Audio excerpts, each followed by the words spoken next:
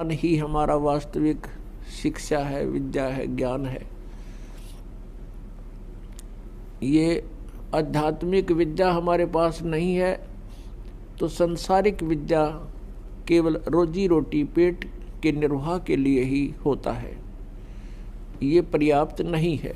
तुमेव सर्व मम देव देव, हे सब प्रभुओं के भी प्रभु, सब देवों के देव, भगवानों के भगवान यानी सुप्रीम पावर, हे सर्वशक्तिमान, सबके मालिक, आप ही हमारे सर्वस्व हो, सब कुछ हो।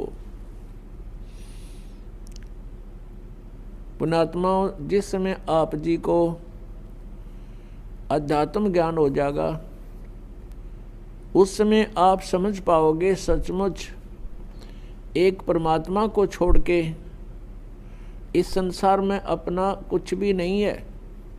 परमात्मा स्वयं आकर के ये तत्व ज्ञान सतलोक से आकर के हमें बताते हैं, काया तेरी है नहीं, ये माया कहाँ से होवे, चरण कमल में ध्यान रखो, इन दोनों को खोए।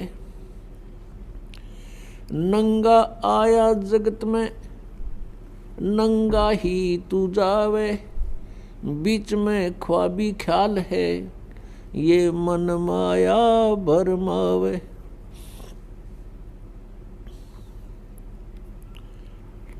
मात पिता सुत बांधुआ, क्या देख बुलाना रे, इनमें तेरा कोई नहीं, क्यों बया दीवाना रे। परमात्मा हमें याद दिलाते हैं कि ये परिवार, ये कुटुंब, ये कुल, ये संपत्ति आपकी नहीं है, इनमें तेरा कोई नहीं है।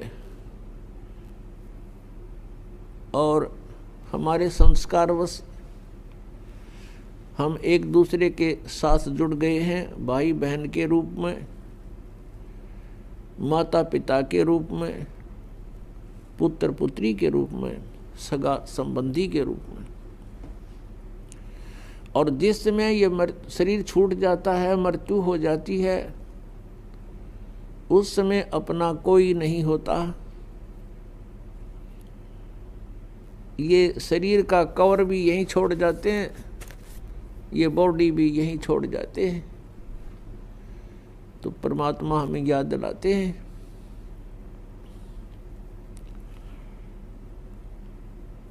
परमात्मा कहते हैं कि तुम यहाँ के वासी नहीं हो,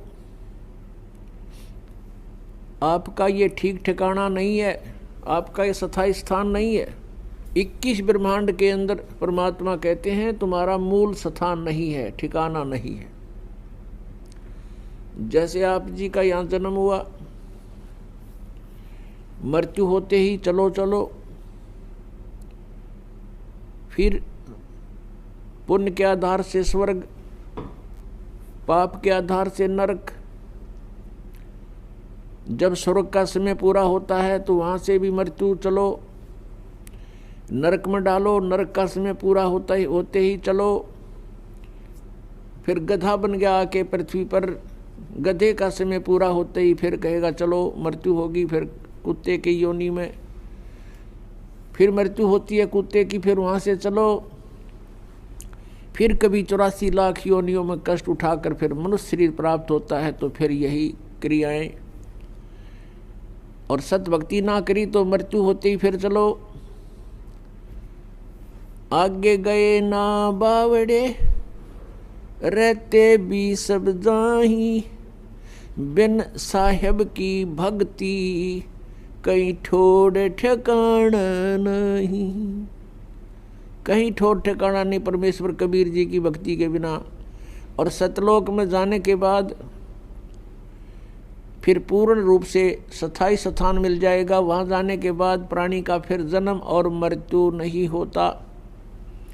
जन्म और मृत्यु जब समाप्त हो जाएगी तभी हम परम शांति को और सनातन परम धाम को प्राप्त हो सकेंगे। दूसरे शब्दों में ये कहें कि जब हम सनातन परम धाम को प्राप्त हो जाएंगे तो फिर हमारी ये चलो चलो समाप्त हो जाएगी।